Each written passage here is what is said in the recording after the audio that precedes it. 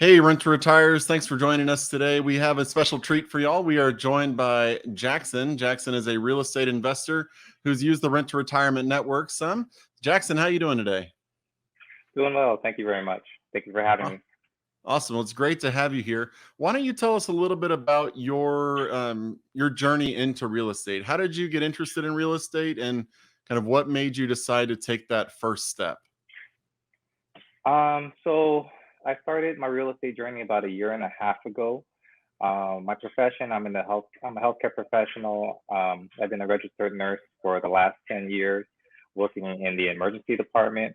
And more recently, I transitioned into a director role for my hospital. But been a W-2 worker for the last 10 years. I really just followed that path of, going to school, working hard, learning, a profession, finding a good job that has good benefits, good retirement, and just off of the sunset with that. And what you find out is working so hard is really not sustainable. So we found out maybe about 2 years ago where I was putting all my money in my 401k, putting down extra money on my primary home for principal pay down, and I just didn't have I wasn't really enjoying the extra work that I was going through. So going into I read Rich Dad Poor Dad, which is probably like the same experience for so many other people, just understanding the other world of investing in business and being an entrepreneur.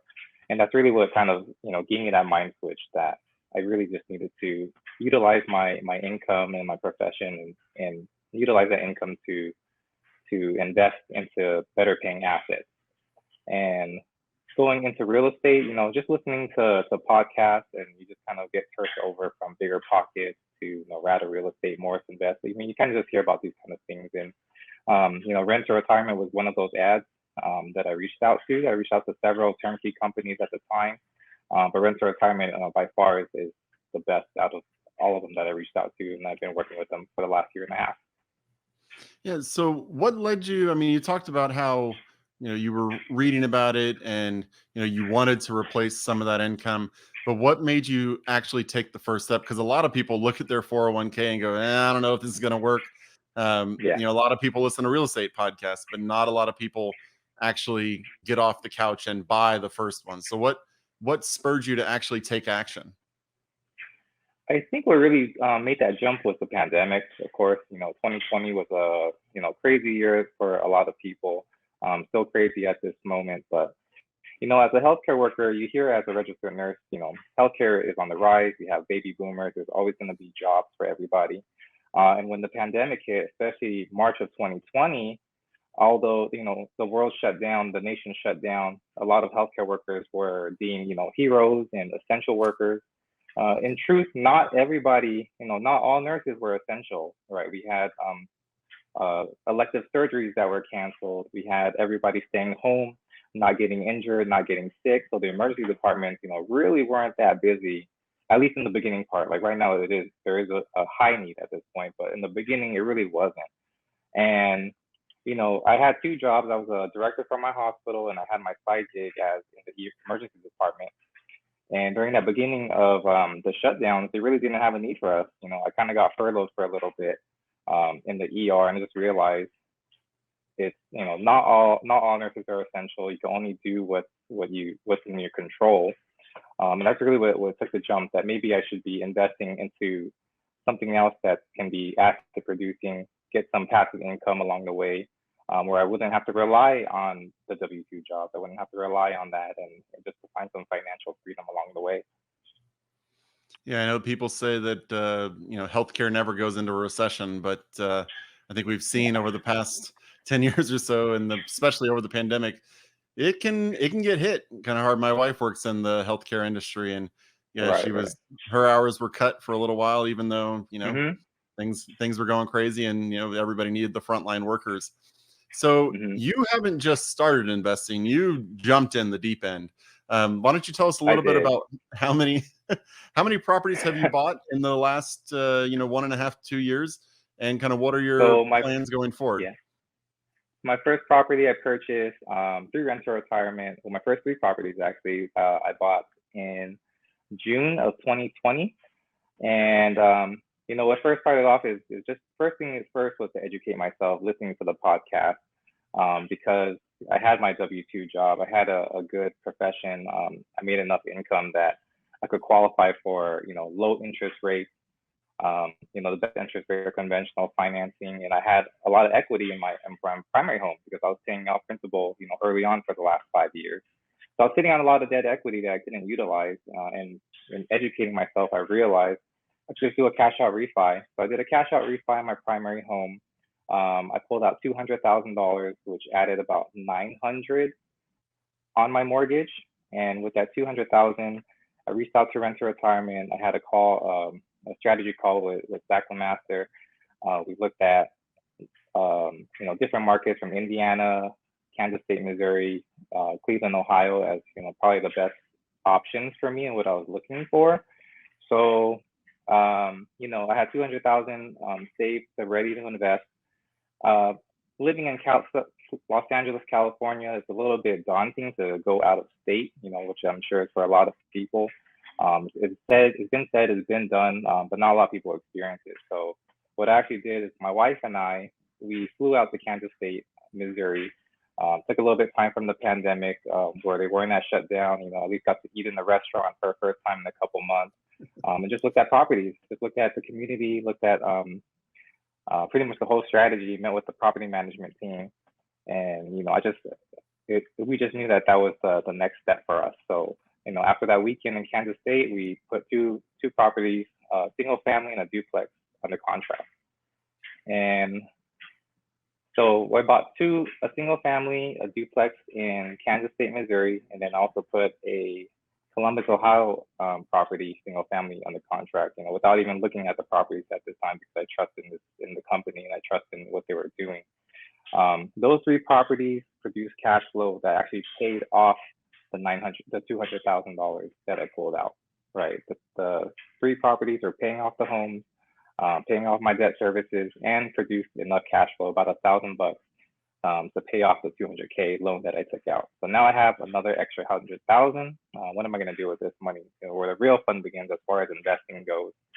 I purchased a duplex in Southern California, in San Bernardino, California. It was a great deal. The cash flow is about $1,000 a month with that, and it's costing about $50,000 down payment. With the remaining 50K, at this point, I'm finding some success. I have a partner that was, one of my best friends and colleagues in nursing school. We partnered up and we purchased 3 more properties to Rent to Retirement. Splitting the equity, splitting the down payment. So with my last, 50K, I was able to diversify a little bit more instead of just buying one property. So what led you? I mean, the pandemic was well. First off, congratulations on even being able to drive out or fly out of California at that time. Yeah, I didn't know you'd be able to yeah. do that. But that was a time. Properties where people were very concerned about real estate. So was it just the coaching that you had from Zach, or what did he do that kind of made you comfortable?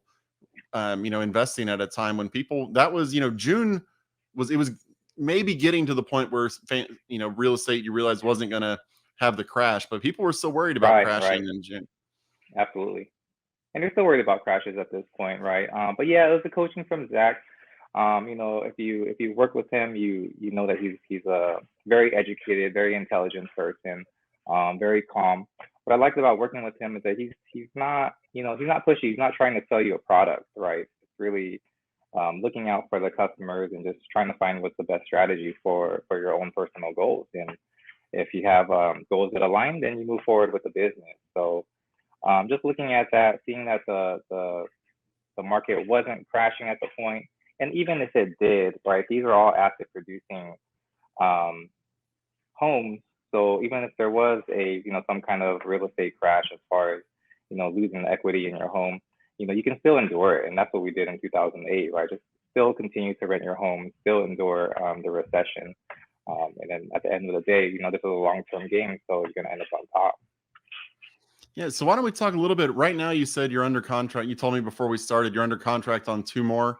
Why don't you tell us a little bit about what you're currently buying? Oh, so right now I'm buying a fourplex in Anderson, Indiana, also through Rent to Retirement, and a single family home in Akron, Ohio. Okay. And what made you What made you decide to go like fourplex and duplex as opposed to like the single family standalone?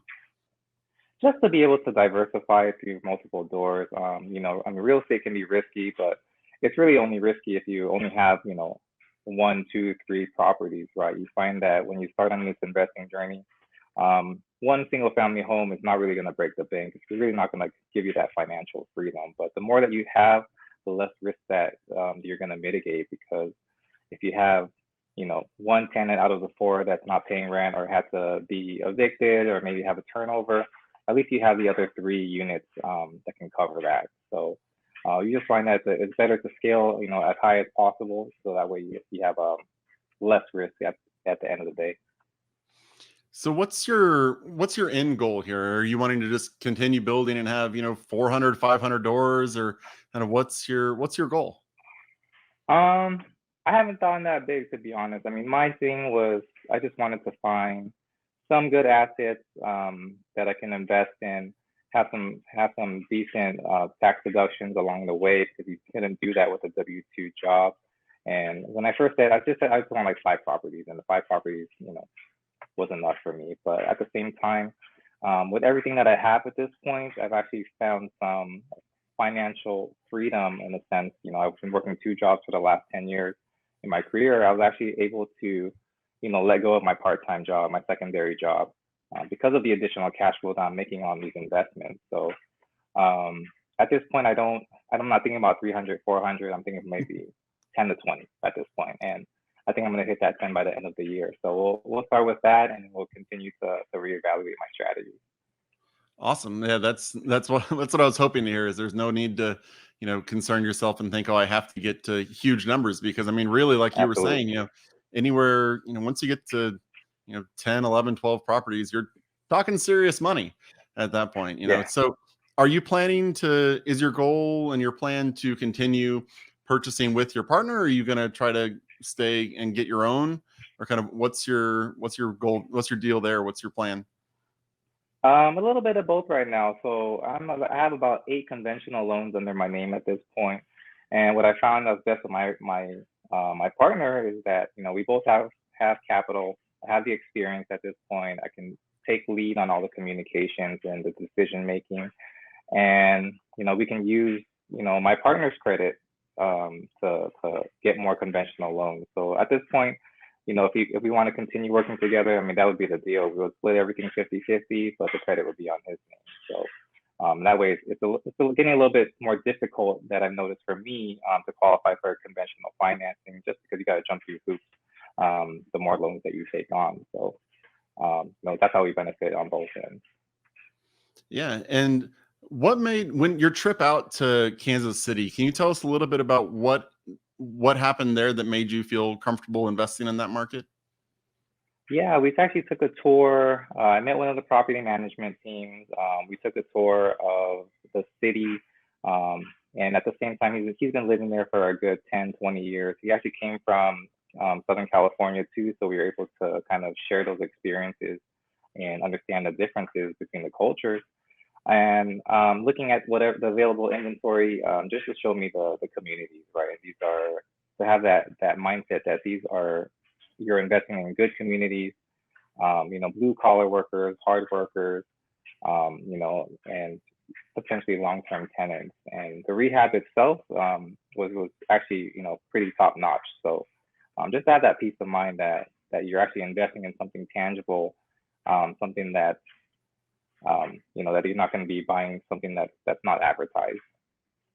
Yeah, definitely. So what advice would you give to people who are sitting on the sidelines and thinking about getting their first maybe, but they're still researching or still saving up and aren't 100% sure. Or maybe even they think, there might be a crash like we were talking about earlier. What would you say to Right, them? right.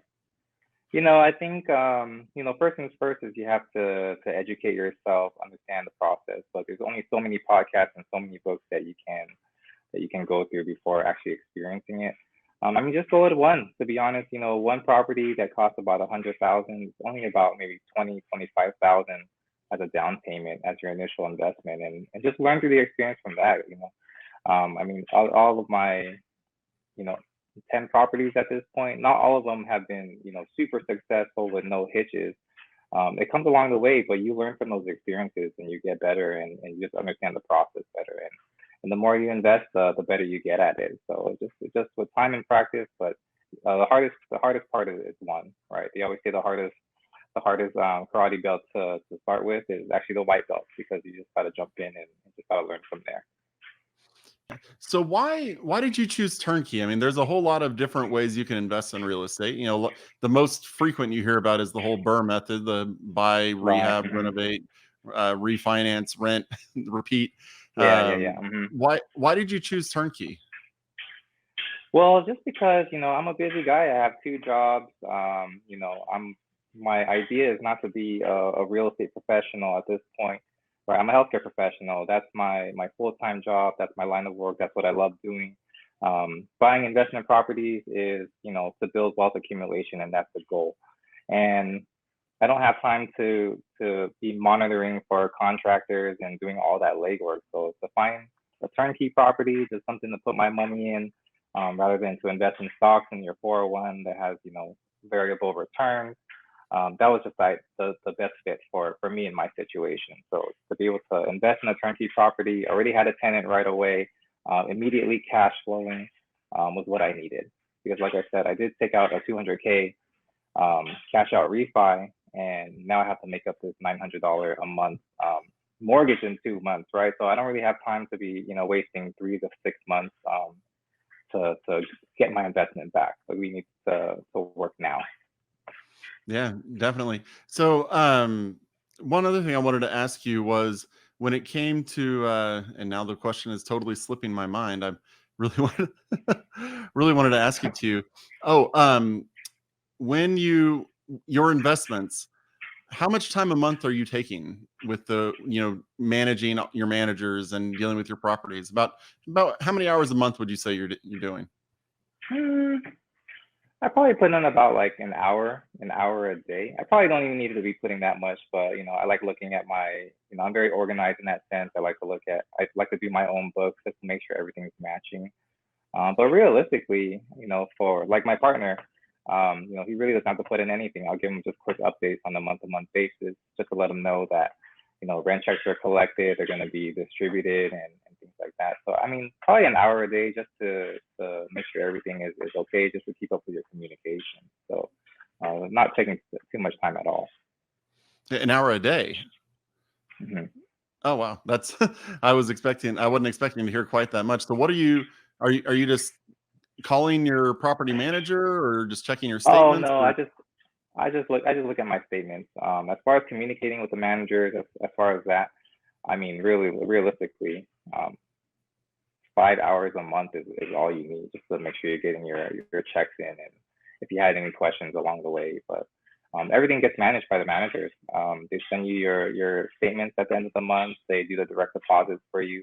If you have any tenant issues, they take care of that. So peace of mind. But for me, I just like to look at what I'm investing in, and continue to look at deals, future deals and things like that. And that's what I meant by the hour a day. Continue looking ah at future deals and yeah, purchases. that's the downside to this is you get addicted and you start Yeah, looking for the yeah, next yeah, one and looking for the not just the yeah, next one, but what's the next one after that, and then what's the next one after that. So yeah, I yeah, definitely yeah. definitely Because understand even that. the two properties that I have under escrow right now, they're not going to close until October. So now I'm kind of just sitting around waiting. But I mean, it's the fun side of it. It's the fun side to see the end game. Yeah, definitely. Is there anything you want to tell people before we wrap it up here today? Anything you would want to say to investors or about working with the Rent to Retirement Group? Yeah, like I said before, in the last, year and a half, I've talked to maybe four turnkey providers. Rent to retirement is by far the best. What I would say about rent to retirement that's really drawn them, above the rest is that their inventory, for one, is posted in real time. One of the most annoying things is when you look at a website, you see a good deal, and then you reach out to the company and say, "Hey, is this available?" And they say, "Oh no, it's not available. So we'll reach out to you when we have something that is." Just a waste of time in that sense. So rent to retirement, we have a long list of inventory. It's in real time. If you put something under contract, it gets taken off right away. But communication, I mean, when I've communicated with Lemaster and Eric Winkler, You know, whether through text message, through emails, I get quick response. And for someone that's investing for the first time in out of state, you know, you really want that security. So that's definitely understandable. You want to understand that you're in good hands. You know, and I highly recommend them, you know, if that's what you want to do moving forward. All right. Well, Jackson, thank you so much for joining us today. Everybody else, head on over to rent2retirement.com to check us out. That's rent2to retirement.com. You can also check out all our videos on YouTube, check out all our past podcast episodes over there on the website. Jackson, once again, thank you so much for joining us. We appreciate all the business you've given us and for the Thank you. kind Thank you. words you gave us today. And to everybody Yes, else, sir. we will see you on the next episode. Thanks for watching the Rent to Retirement YouTube channel. Check out some of our other videos, like this one, or this one here.